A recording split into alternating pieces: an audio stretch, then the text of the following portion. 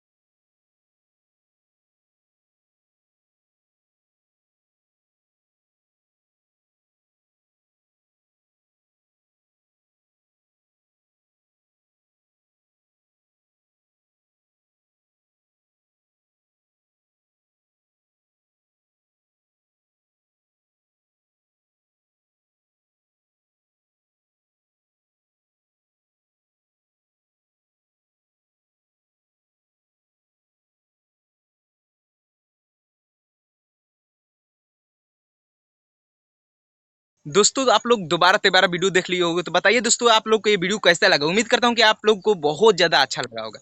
अगर अच्छा लगा तो प्लीज़ अपने दोस्तों में शेयर कर देना और लाइक कमेंट जरूर कर लेना।